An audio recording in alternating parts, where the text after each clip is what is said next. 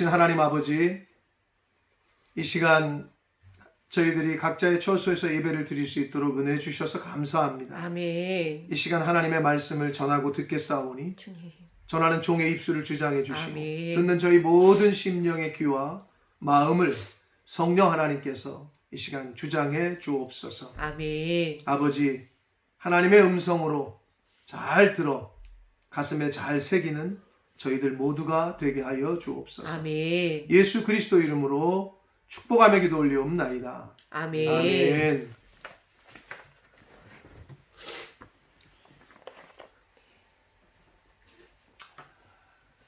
한 주간도 잘 지내셨으리라고 믿습니다.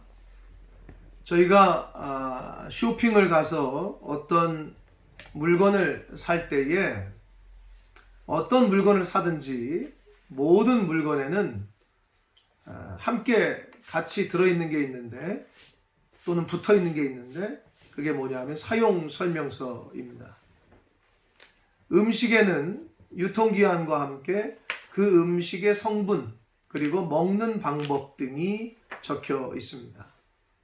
처음 사용하는 물건인 경우에는 사용 설명서를 잘 읽어야 그 물건을 제대로 사용할 수 있습니다.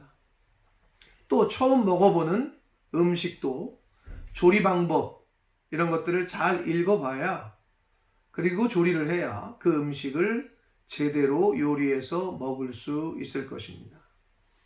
아무튼 어떤 물건이건 간에 물건을 사면 그 물건에 함께 들어있거나 붙어있는 것이 사용 설명서입니다. 학교를 다니는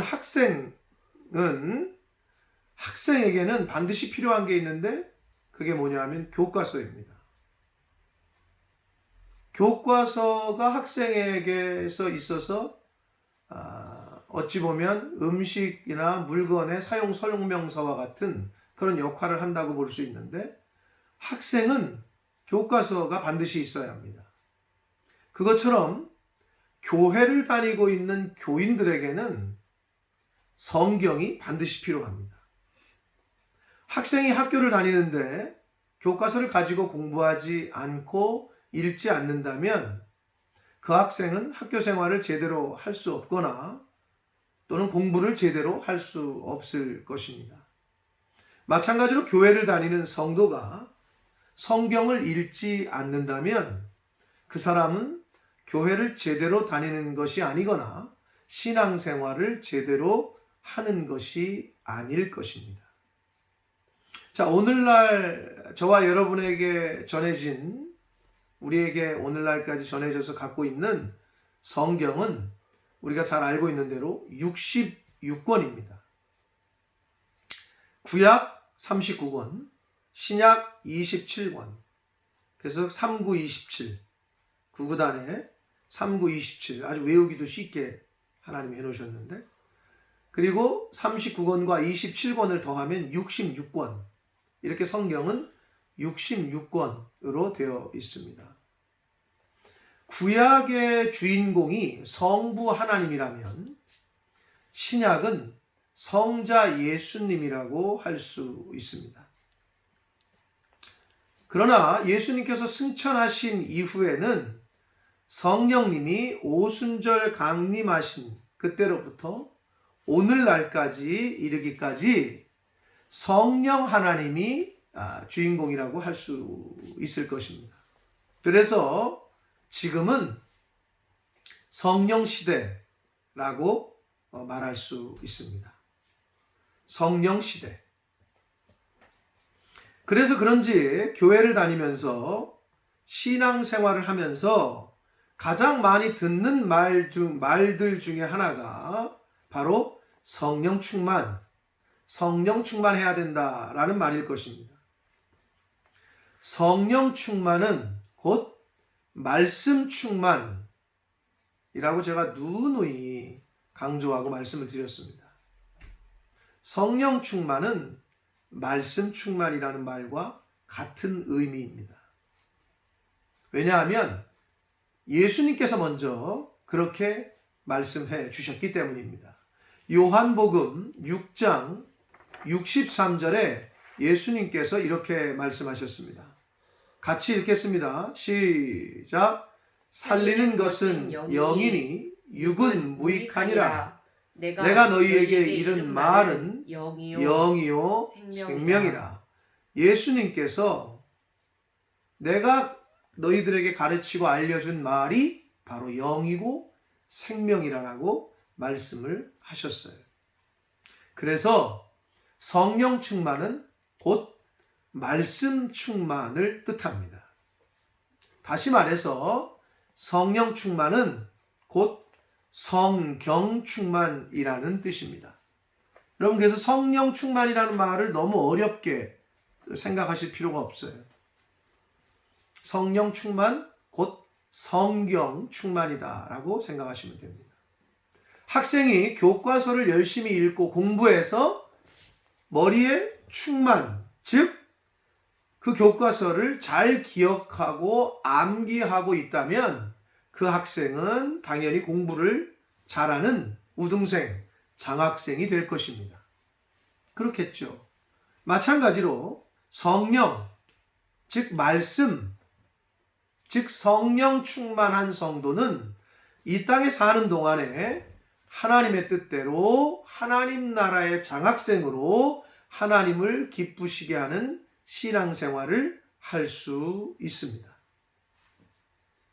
자, 그렇다면 성령 충만하다라는 것이 도대체 구체적으로 무엇을 뜻하는 것인지, 그리고 성령 충만함을 받는 사람들은 어떤 모습으로 사는지, 어떻게 신앙생활을 하며 어떤 삶을 사는 것이 성령 충만한 삶일까요?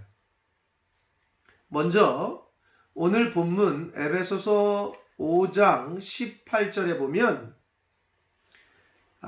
예수님께서 사도 바울이 에베소서에서 술 취함과 성령 충만을 이렇게 비교해서 설명을 해주고 있습니다. 대조하고 있어요. 즉 술과 성령, 그리고 취함과 충만함을 서로 대꾸해서 이야기를 하고 있습니다. 그래서 술 취함은 성령 취함으로, 또 성령 충만은 술 충만으로 이렇게 표현할 수 있습니다. 그래서 사도행전 2장에는 오순절 성령 강림 사건이 일어났을 때 성령 충만함을 입은 제자들을 보고 그 모습을 본 어떤 세상 사람들은 저 사람들 술에 취했네, 술 취했네 라고 그렇게 생각을 하고 표현을 한 것이 있습니다. 사도행전 2장 13절 말씀을 읽겠습니다. 같이 읽습니다. 시작. 또 어떤 이들은 조롱하여 이르되 그들이 새 술에 취하였다 하더라. 아멘. 성령 강림 사건, 성령이 충만한 사람들을 보고 저 사람들 이상한데 행동이 술 취했나 보다 이렇게 얘기했다는 거예요. 그래서 바울이 에베소서에서 술 취함과 성령 충만함을 이렇게 비유로 설명을 하고 있는데, 그럼 여러분, 성령 충만한 사람과 술에 충만한 사람의 공통적인 특징이 있습니다. 물론 공통이라고 제가 이 표현을 했습니다만은 그 공통이라는 말이 같다라는 의미는 아닙니다. 그럼에도 불구하고 성경에서 바울이 성령 충만함을 술 취함에 비유한 이유는 이해하기가 쉽기 때문인데, 어떤 비슷한 면이 있냐면 술에 취한 사람은, 물론 술을 안 먹어보신 분들은, 술에 취해보지 않으신 분들은 이해하기가 어렵습니다. 그러나 술을 좀 드셔보셨던 분들은 이해하기가 쉬우실 텐데, 술에 취한 사람은 자기 자신, 즉 자아를 상실합니다. 즉 자기 컨트롤이 안 돼요. 다시 말해서 술의 지배를 받습니다. 마찬가지로 성령에 취한 사람, 성령에 충만한 사람은 성령의 지배를 받게 됩니다.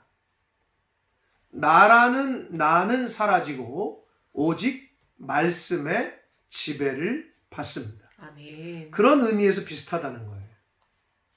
또 술에 취한 사람은 용감해져요. 그래서 사람들이 뭔가 이렇게 뭐 고백을 하거나 뭐 할 때 이렇게 뭐 뛰어내리거나 뭐 이렇게 할 때에 술의 힘을 빌리잖아요. 그게 뭐냐면 술을 먹으면 용감해진다라고 사람들이 얘기하는데 사실 용감해진다라는 거는 아주 좋은 긍정적인 면에서 표현한 거고 사실 술에 취하면 무모해집니다. 판단력이 상실돼서 무모하고 오만한 호기를 부려요. 물론 안 취해 보신 분들은 이해할 수 없습니다. 마찬가지로 성령에 취하고 말씀에 충만한 사람은 용감해집니다. 근데 여기서의 용감은 믿음에 근거한 믿음에서 나오는 용감함과 담대함입니다. 이렇게 좀 비슷한 면이 있단 말이에요. 성령 충만함은 술 취함과 겉으로 드러나는 현상을 설명할 때에 비슷한 면이 있는 것처럼 보이나 실제로 그 뿌리와 근거는 완전히 다릅니다. 에베소서에서 바울이 성령으로 충만함을 받으라고 하는 이유는 성령 충만, 말씀 충만해야 하나님의 뜻을, 주의 뜻을 이해할 수 있기 때문에 성령 충만함을 받으라라고 말씀을 하고 있습니다. 에베소서 오늘 본문 5장 17절 말씀을 다시 한번 읽겠습니다. 5장 17절입니다. 읽습니다. 시작. 그러므로 어리석은 자가 되지 말고 오직 주의 뜻이 무엇인가 이해하라. 아멘. 자, 여기 17절에서 말하는 어리석은 자는 18절에 나오는 술 취한 자를 말합니다. 술에 충만한 사람은 주의 뜻이 무엇인지를 이해할 수가 없습니다. 판단할 수가 없어요. 술에 취한 사람은. 오직 성령으로 충만한 사람만이 주의 뜻이 무엇인지를 이해할 수 있기에 바울은 17절의 말씀을 한 후에 바로 18절의 비유의 말씀을 한 것입니다. 어리석은 자는 주의 뜻이 무엇인지를 이해할 수가 없어요. 어리석은 자는 술에 취한 사람, 술 취하면 하나님의 뜻이 절대 무엇인지 이해할 수가 없습니다. 성령, 하나님의 말씀에 충만한 사람만이 주의 뜻을 이해할 수가 있습니다. 이어서 바울은 성령으로 충만한 사람의 특징, 말씀으로 충만한 사람의 특징을 19절로 21절에서 잘 말씀해 주고 있습니다. 그럼 성령으로 하나님의 말씀으로 충만한 사람의 특징이 무엇이냐? 첫째로 성령으로 말씀으로 충만한 사람은 마음으로 온 마음을 다해 하나님을 찬송하고 찬양하는 사람입니다. 19절 말씀을 다시 한번 읽겠습니다. 에베소서 5장 19절입니다. 읽습니다. 시작. 시와 찬송과 신령한 노래들로 서로 화답하며 너희의 마음으로 주께 노래하며 찬송하며. 아멘. 하나님의 영으로 충만한 사람, 영으로 온 마음으로 진정으로 하나님께 찬양을 하는 삶을 삽니다. 삶 속에서 늘 기쁨의 찬미와 찬양이 흘러 넘칩니다. 찬양하는 사람들의 얼굴이 어떻습니까? 찬양을 주로 이렇게 흥얼거리는 사람들의 얼굴 모양이 있단 말이에요. 이게 성령 충만한 사람의 첫 번째 특징입니다. 두 번째로 성령으로 충만한 사람의 특징은 범사에 감사합니다. 20절 말씀을 읽겠습니다. 에베소서 5장 20절입니다. 시작. 범사에 우리 주 예수 그리스도의 이름으로 항상 아버지 하나님께 감사하며, 이렇게 되어 있습니다. 주어진 삶의 자리에서, 환경과 상황 속에서 설령 내가 지금 당한 처해 있는 환경과 상황이 고난이고 어려움이어도 하나님의 영으로, 성령으로 충만한 사람은 입에서 감사의 고백이 나온다는 거예요. 그러니까 어떤 상황에서도 그냥 감사, 입만 열면 감사야.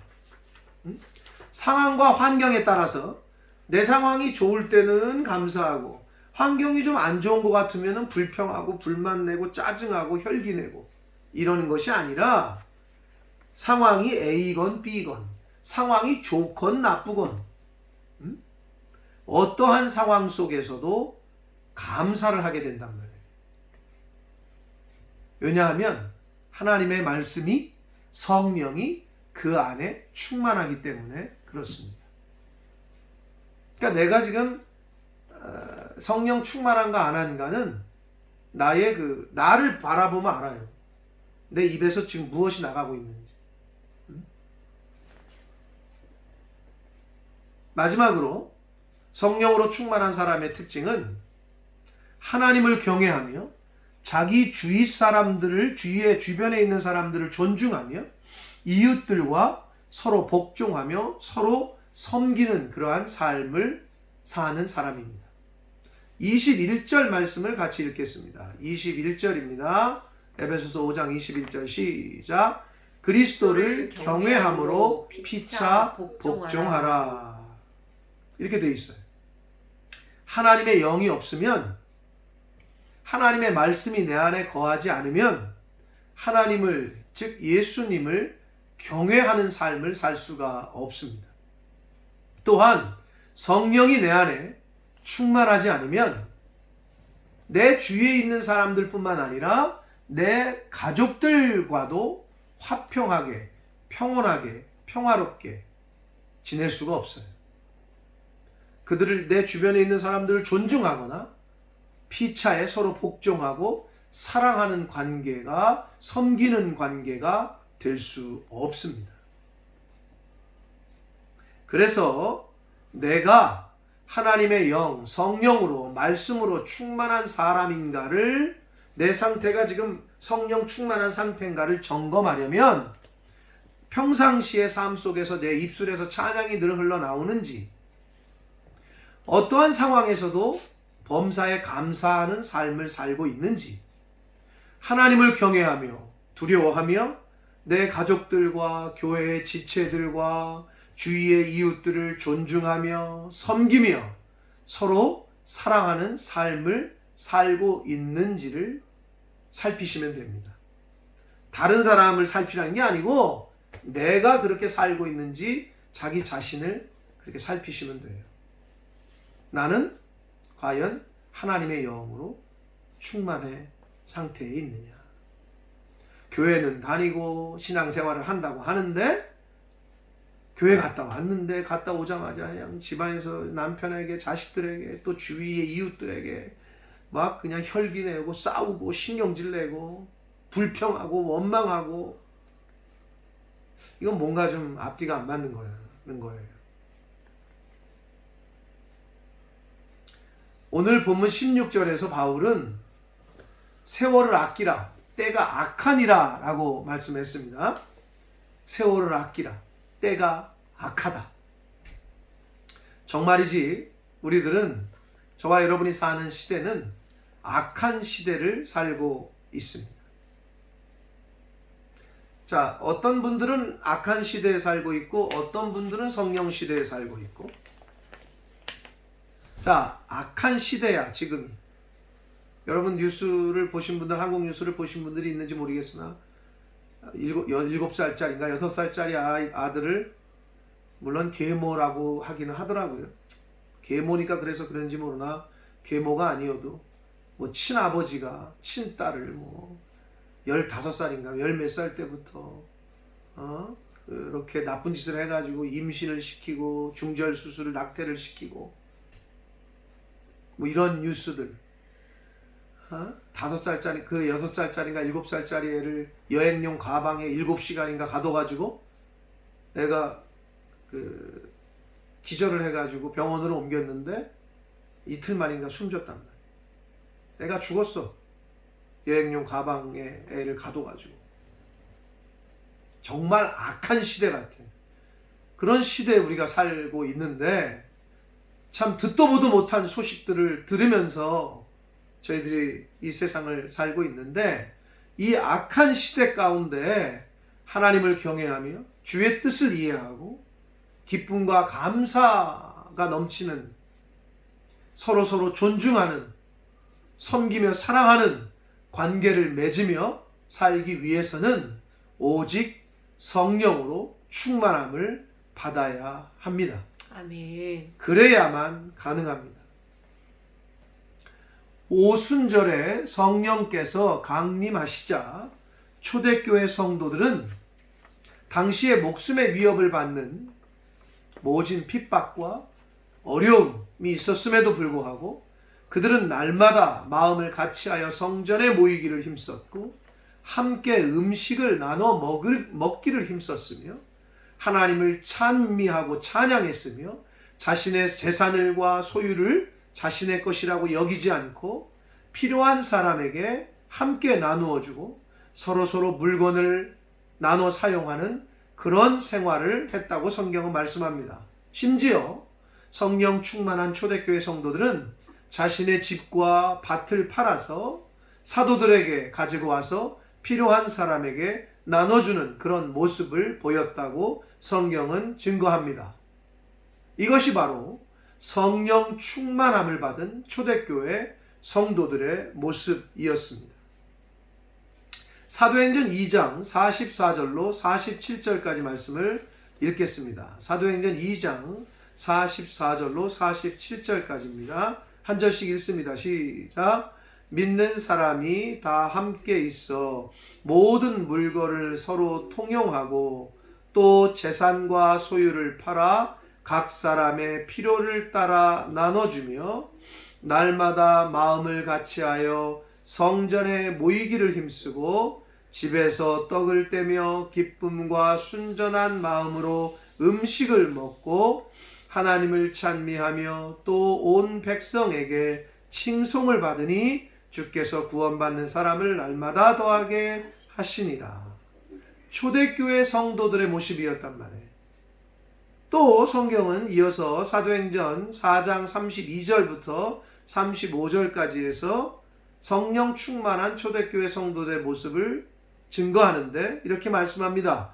함께 읽습니다. 시작. 믿는 무리가 한 마음과 한 뜻이 되어 모든 물건을 서로 통용하고 자기 재물을 조금이라도 자기 것이라 하는 이가 하나도 없더라.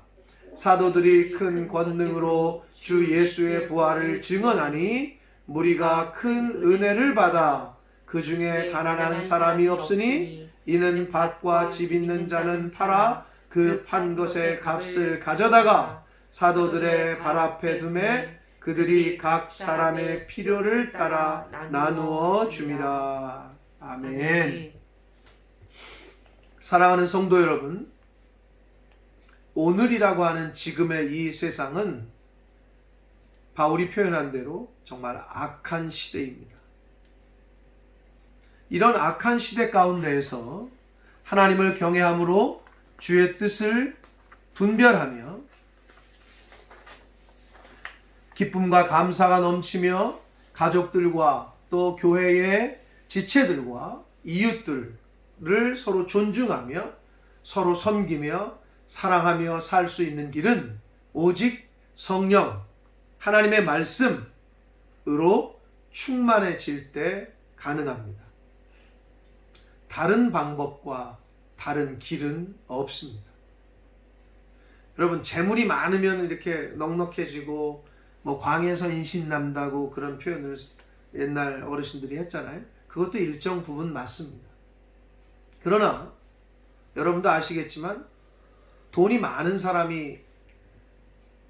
많다고 해서, 재물이 많다고 해서 나누고 베푸는 걸 잘하지 않습니다.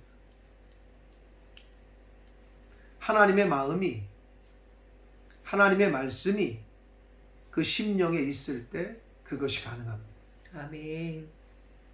물질에 사로잡히고 물질의 노예가 된 사람은, 물질의 영향력 아래에 있는 사람은 절대 나누지 못합니다. 그게 특징이에요.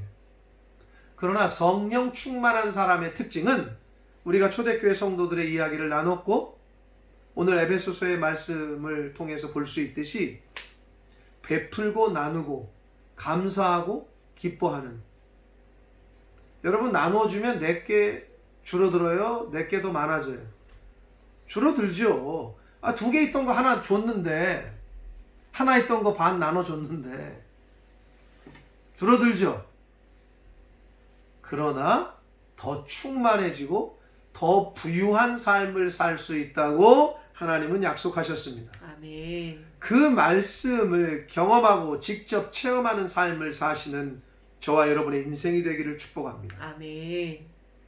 이 악이 관영한 때에 술 취하는 것이 아니라 성령 충만, 말씀 충만하여 내가 주인이 된 인생이 아니라 내 안에 사시는 그리스도께서 주인이 되는 삶, 아멘. 성령님의 지배를 받는 삶, 아멘. 말씀의 인도함을 받는 그러한 삶을 사시는 저와 여러분이 되시기를 축복합니다. 아멘. 여러분 다 아시는 예수님의 수제자였으나 마지막 순간에 예수님을 3번이나 부인하고 예수님을 배신했던 베드로. 그러나 그 베드로가 오순절 성령 강림 사건 이후에, 즉 성령 충만함을 받은 이후에 베드로는 그 비겁한 모습은 온데간데없고 죽으면 죽으리라는 모습으로 주님의 증인으로서의 삶을 살았습니다. 성령 충만함을 받읍시다. 아멘. 오직 내 안에 내 속을 살아계신 하나님의 말씀으로 채웁시다. 아멘. 그리하여 말씀의 지배를 받는 삶, 말씀의 인도함을 받는 삶, 하나님의 말씀이 기준이 되는 삶을 삽시다. 아멘.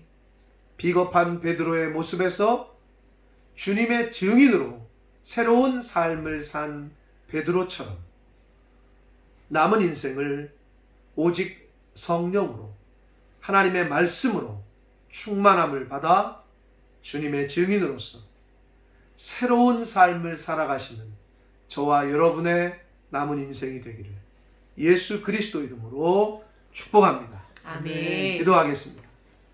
살아계신 하나님 아버지, 감사합니다. 아멘. 오늘도 생명 주시고 주의 날을 저희들에게 허락하셔서 비록 주님의 몸된 교회에 함께 모여 함께 찬양하며 함께 예배드리며 함께 떡을 떼며 음식을 나누며 성도의 교제를 나누지 못하나 주여. 각자의 처소에서 영상을 통하여 말씀을 듣고 찬양하고 기도하게 하시니, 예배케 하시니 아버지 감사합니다. 아멘. 주여, 이 시대를, 이 때를 겪게 하시는 하나님의 뜻이 있는 줄 압니다. 주여. 주님. 이때에 저희들이 무엇을 하며 자가격리를 하며 무엇을 하며 집에 있어야 되는지 아버지, 하나님의 말씀으로 충만한 시간으로 채워지게 하여 주옵소서. 아멘. 하나님의 말씀으로 충만하여 하나님의 말씀이, 성령이 내 안에 기준이 되고 내 삶의 기준이 되는, 주님. 하나님과 단일을 이루고 연합하는 그러한 시간으로 만드는 오늘의 지금의 시간들로 채워지게 하여 주옵소서. 아멘. 범사에 하나님을 찬양케 하시고 아멘. 상황에 따라 바뀌는 것이 아니라 어떠한 상황 속에서도 하나님께 감사하며 아멘. 범사에 감사하는 삶을 살며 하나님을 경외하며 피차에 서로 복종하며 주여. 서로 사랑하며 섬기는, 나누는 그러한 저희들의 삶이 되도록, 인생이 되도록 주여 은혜 내려 주옵소서. 아멘. 아버지, 악한 시대를 살지 말게 하시고 성령 시대를 살게 하여 주옵소서. 아멘. 지금은 우리 구주 예수 그리스도의 은혜와 주님. 하나님 아버지의 지극하신 사랑하심과 성령 하나님의 저희와 늘 함께 해주시고 주여. 동행해 주시는 그 역사가 이제 하나님의 말씀으로 주님. 성령으로 충만함을 받아 주여. 하나님을 찬양하며 범사에 감사하며 주님. 주를 하나님을 경외함으로 피차에 서로 복종함으로 사랑하며 섬기며 나누며 살아가기로 다짐하고 작정하는 한 영혼 한 영혼들 머리머리 위에와 주여. 저들이 속한 가정과 주님. 직장과 학업과 일터 위에와 몸된 교회 위에와 본모스 이 땅 위에와 우리의 조국 대한민국과 주님. 한국 교회 위에 또 전 세계에 나가 계시는 선교사님들과 그 가족들 위에 또한 전 세계의 의료진들과 주님. 그 가족들 위에 주여. 지금부터 영원토록 함께 하시기를 간절히 축원하옵나이다. 아멘. 아멘. 아멘.